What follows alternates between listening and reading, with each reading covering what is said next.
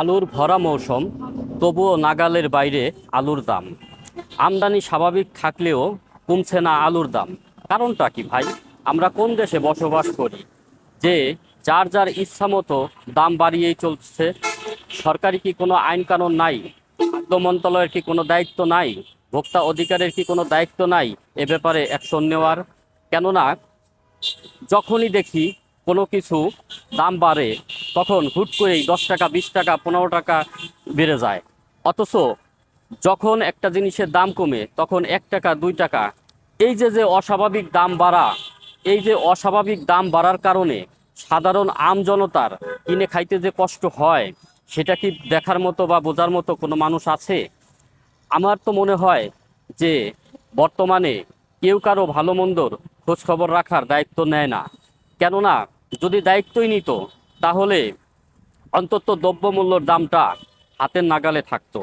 অস্বাভাবিকভাবে আলুর দাম বেড়ে যাওয়ার কারণে সাধারণ মানুষ একটু আলু দিয়ে একটু তরকারি রান্না করে খাবে, তাতেও তাদের কিন্তু সমস্যা হয়ে যেতেছে। কারণ যদি এই মৌসুমের মধ্যে বা আলুর বাজারে থাকাকালীনও যদি চড়া দামে বিক্রি করে, তাহলে সাধারণ ক্রেতারা কাদের কাছে যাবে, কাদের কাছে এই অভিযোগটা বলবে?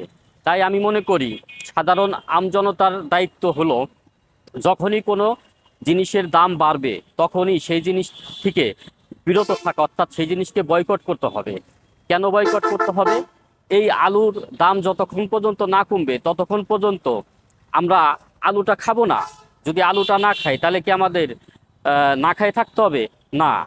অতএব আমরা আলুটা যদিও কিনি, খুব সীমিত কিনবো এবং যতটুকু প্রয়োজন ততটুকু কিনবো। আমরা অপচয়ের দিকে যাব না। এবং কিছুদিন যদি আমরা কিনা থেকে বিরত থাকতে পারি, তাহলে কিন্তু দেখবেন ওই কাঁচামাল এমনিতেই দাম ধসে যাবে, অর্থাৎ দাম কমে যাবে। তাই আমরা ঐক্যবদ্ধ হইতে হবে। যেই জিনিসেরই দাম বাড়বে আমাদের সেই জিনিসটাকেই বয়কট করতে হবে, বা সেই জিনিসটাকে কিনা কমাই দিতে হবে, এমনভাবে কমাই দিতে হবে যেন মা বাজারে গেলে আলু পাওয়া যায় কিন্তু ক্রেতা যাতে না থাকে। তাহলেই দেখবেন এই আলু ব্যবসায়ী যারা আছে, এই সিনকেট যারা করতেছে, তারা এমনিতেই ঠিক হয়ে যাবে।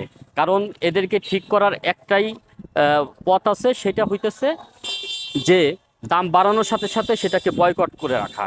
অর্থাৎ যদি আমরা আমজনতা যদি বয়কট করি, তাহলে দেখবেন এমনিতেই সব দাম কমে যাবে। আশা করি আমার ভিডিওটি যদি ভালো লেগে থাকে অবশ্যই শেয়ার করে দিবেন। সকলকে ধন্যবাদ।